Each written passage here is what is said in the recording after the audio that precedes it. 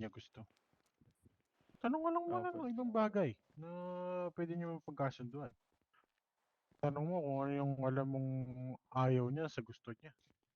At least, sa mga susunod na araw, pag may di kayo napagkasunduan, alam mo na paano i-handle. Opo. Diba? Be matured enough. Ikaw yung lalaki, ikaw magdadala ng relationship, hindi yung babae. Opo. Diba? Although, sometimes may pagkaisip bata tayong mga lalaki. Always remember na ikaw yung magiging haligi. Yun nga po sabi ko sa kanya. Kahit naman ilaw sila. Opo. Eh, at the end of the day, Kanina nga di gusto niyang ihatid pa ako. Sabi ko, hindi mo pwedeng loging ganun. Siyempre ako yung lalaki. hindi Gusto naman ko rin sa... po kasing safe din po kasi siya. Thank She's you. just concerned. She's just concerned. There's nothing wrong with it. Diba? Nagpapakita siya ng sinseridad sa'yo. Diba? Nag-aalala siya na makauwi ka ng ligtas. Yun lang yun. You don't need to refuse things like that. Pwede. But pero kung personals naman yung pinag-uusapan, you have the rights to ignore or you have the rights to say no.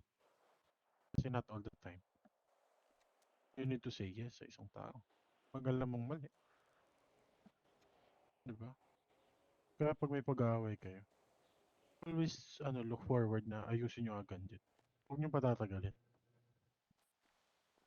Kasi someone might suffer.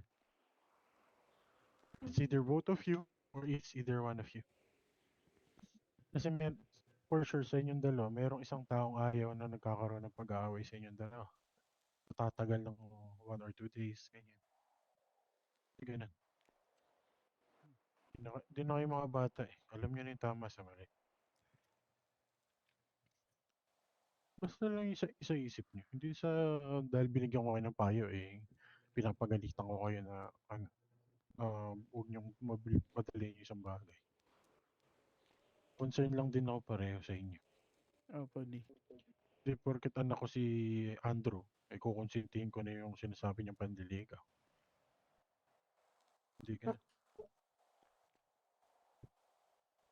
Diba? We all do mistakes. Diba? We all do mistakes, but at least, dun sa mga mistakes na yun, natututo kayo.